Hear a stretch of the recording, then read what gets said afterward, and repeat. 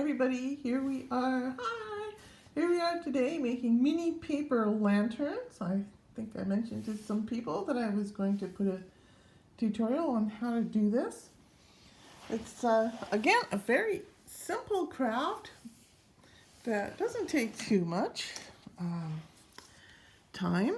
The little tassels you see on the bottom are actually the most time consuming. Close, move it so you can see it. There we go. Those are some I did sort of with a theme of Chinese New Year, and this would be more of a summer festival, spring festival with cherry blossoms. And again, I'll show you in a layout. There's what I did was sort of a mid-autumn theme. I won't show you the whole layout because it's still in process and it's at the point right now where it looks sort of like a train wreck. Those of you who do scrapbooking or journaling know what I'm talking about. So how to make these little lanterns is pretty simple. These red ones, are actually made from these red envelopes. You can get them, these came with, you can get them in Chinese grocery stores, usually around Christmas time or Chinese New Year, but they also come in the cracker packages. If you buy senbei, if I'm saying that right, crackers in a large package, the rice crackers, they actually come in the rice crackers, and that's how I got these reds. And they're really nice, and they have a gold trim that you can cut off and use for something else. So, your first thing, I hope this shows, is the size of the paper. So, cut your paper 1 1/4 inch wide by 1 3/4 long. So here's some little papers I cut. I'll just do one very simple. And you also need a black strip 1/4 inch wide, approximately. Or you could use gold, or you could use paint, or you could use a black marker if that's what you have. These are very light and easy to make. So you just put your piece of paper in. This is a mini punch board. If you were using a large punch board, you'd have to make your paper a bit bigger, and you can go up to about a 2-inch wide lantern before it starts to look silly. Oh, I'm just going to put this board underneath because where I have this all positioned is not great. So the paper is lined up to the little tab. Punch, flip, punch it again, go to the other end, line up your paper, punch, flip. So you're doing 4 punches on one piece of paper. Then you're going to cut off the points, but you want to cut the points right to the curve so that you don't have any of the pointy bit left. Can be a bit fiddly. I'm right-handed, so I find it's easiest to have the point that you're cutting on the right-hand side. So I do 2, then flip and flip.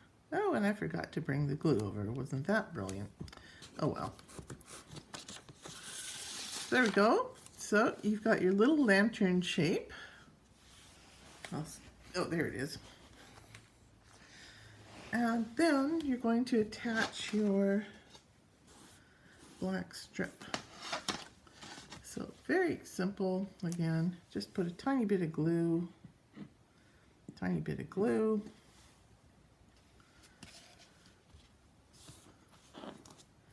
And what I found worked well is sort of put the strip higher, then pull it down.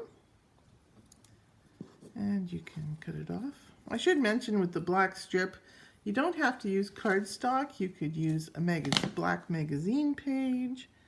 You could use anything you have that's dark. Or you could use gold. I did try doing this with gold ink and gold paint, and I found it didn't work very well. So black seemed to do a lot better, and especially on the red, the black stood out a lot better. So this glue dries very fast, so let's trim off the black. Hopefully I'm making this video nice and short. I'm not selling anything or any of that stuff, so you can just follow along. So there's your little Chinese lantern. And then I have lots of embroidery for thread. You can use thread or whatever you like. I'll show you how to make the little mini tag. That is the fiddliest part of the whole thing. So you want to just do a loop.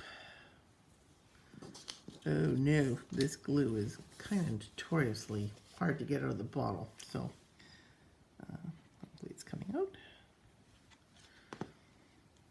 So just glue on a little loop of embroidery thread to make your tanger at the top. If you're going to use this and do it as free hanging, so it swings back and forth, then put a little piece of scrap paper over top. Glue on a little scrap paper. I like to glue mine down, so it's not really necessary. So to make the mini tassels, a little bit complicated. It's more fiddly than complicated. So what I do is I wrap the embroidery thread around my finger about 3 times. Take it off my finger. Hope you can see what I'm doing. Pull the long end through.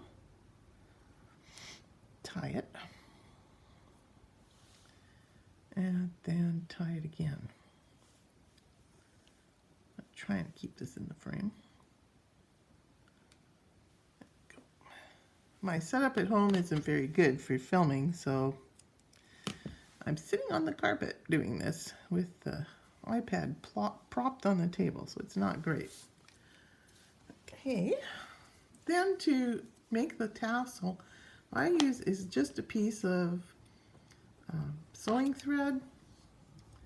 It's not great thread. It's just something that was left over from a project, and I've got just that itty bitty piece left on a spool.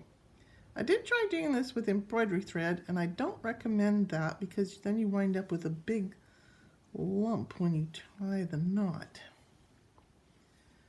So there we go. Just get it tied a little bit, just push it up.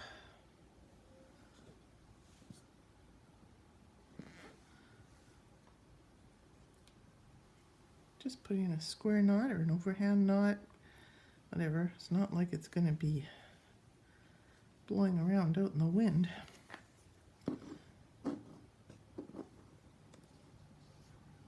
And just trim the threads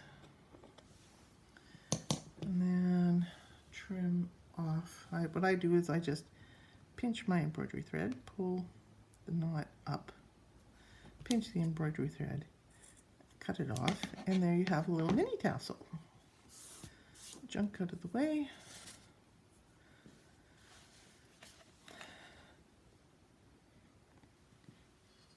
Come on, glue. That's what I meant.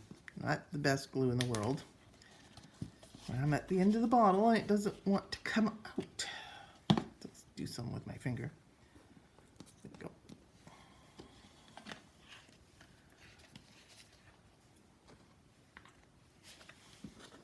Glue on the tassel.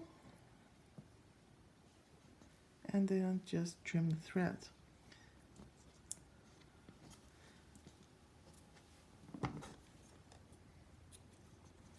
So like I said, if you're going to put it as a free hanging item in your scrapbook or journal, you would want to put just a little piece of scrap paper over the back to make a solid back, but I'll probably glue it down.